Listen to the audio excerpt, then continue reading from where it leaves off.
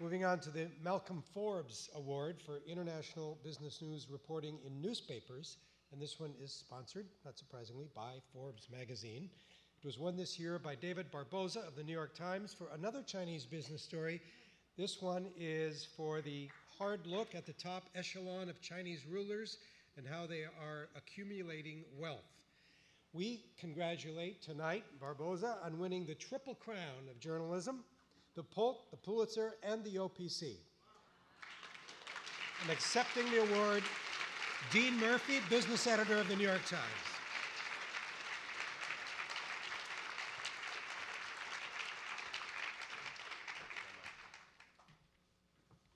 It's my privilege to be here representing David, who is actually in Shanghai, working hard on his next good story. He asked me to read this statement from him. I'm honored to receive the Malcolm Forbes Award from the Overseas Press Club of America.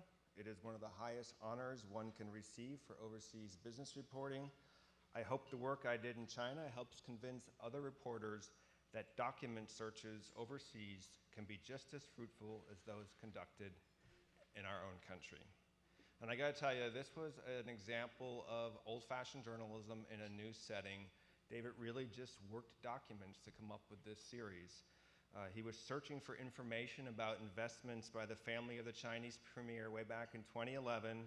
There had been a lot of chatter in business circles in Shanghai and Beijing and Hong Kong that the family had stakes in big companies, but there was never any specifics, and David's curiosity got the best of him. And he started looking at shareholder records of two big companies, and he started to notice that two of the biggest investors were in common to both companies. And so he tried to figure out who were those two big investors and whether or not behind those two big investors there were ties to the Chinese prime minister's family. He requested thousands of corporate documents from Chinese regulatory authorities, and despite all the sort of corruption and secrecy that we all know about business in China, they actually do have transparency in some areas, and David exploited that transparency to come up with this amazing list of documents that he could then untangle and look for clues about the family.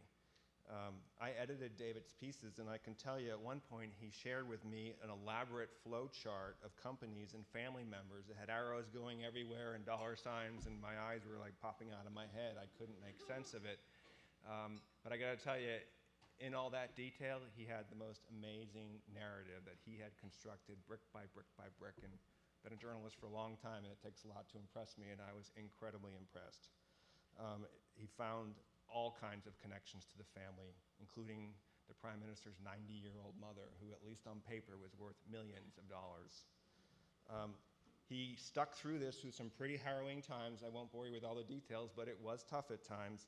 His dedication to the project never wavered, and he went on to tell this amazing and extraordinarily important story. I gotta tell you, we at the Times are incredibly grateful to him, and we're also grateful to the Overseas Press Club for honoring his work. Thank you.